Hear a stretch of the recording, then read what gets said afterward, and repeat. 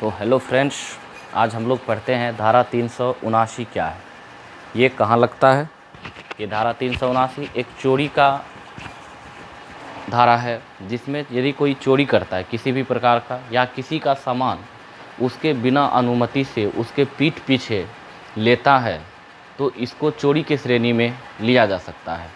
दूसरी बात, यदि आप किसी की बाय फोर्सली उसके प्रॉपर्टी को जब्त करते हैं, प्रॉपर्टी की जब्ती करते हैं, तो ये भी एक चोरी का क्राइम होता है, आप पे चोरी का आरोप लग सकता है। दूसरी बात कि यह एक संज्ञेय अपराध है। संज्ञेय अपराध कहने का मतलब होता है कि इसमें पुलिस बिना वारंट के आरोपी को गिरफ्तार कर सकता है। केवल आरोप के आधार पर पुलिस उन्हें अरेस्ट करके जेल भेज सकती है और इसके बाद उसका मामला कोर्ट में चले जाएगा, जो कि किसी भी प्रकार के कोर्ट में इसको सुना जा सकता है। किसी प्रकार की इसमें कोई बाइंडिंग नहीं है कि ये प्रथम श्रेणी के कोर्ट में ही सुना जाएगा या द्वितीय श्रेणी के किसी भी कोर्ट में सुना जा सकता है। दूसरी बात है, यह एक गैर जमानतीय अपराध है, इसमें ज़मानत नहीं मिलती है। अब ज़मानत की प्रक्रिया जो है वो इस पर निर्भर करता है कि चोरी किस प्रकार का है। यदि चोरी बहुत बड़ी है तो ज़मानतें नहीं मिलेगी, यदि चोरी छोटी सी चोरी है तो ज़मानत उसमें मिल सकता है।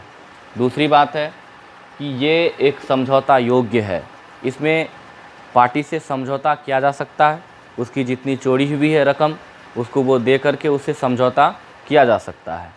तीसरी बात है कि इसमें यदि बात करें कि यह आरोप यदि सिद्ध हो जाता है कि धारा 379 के तहत किसने चोरी किया है तो उसको अधिकतम 3 वर्ष की सज़ा हो सकती है या आर्थिक दंड भी लग सकता है या दोनों लग सकता है, या तो आर्थिक दंड या तो 3 वर्ष की सज़ा या दोनों लग सकता है। हम मैक्सिमम की बात करते हैं, कम से कम की सज़ा भी हो सकती है, लेकिन मैक्सिमम धारा 379 में आपको 3 वर्ष की सज़ा मिल सकती है।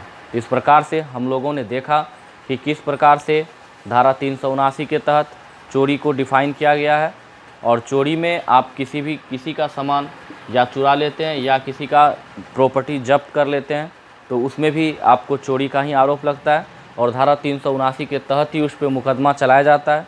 अब ज़मानत की बात कर लेते हैं तो ज़मानत आपका एडवोकेट जिस प्रकार से होगा उस प्रकार से आपको उतनी आसानी से ज़मानतें मिल जाएगी।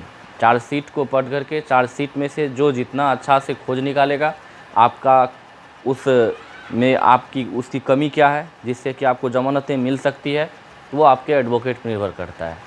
तो आज इतना ही इस एपिसोड में पढ़े धारा 379 के बारे में। अगले एपिसोड में हम लोग और पढ़ेंगे। Thank you for watching this videos. Bye.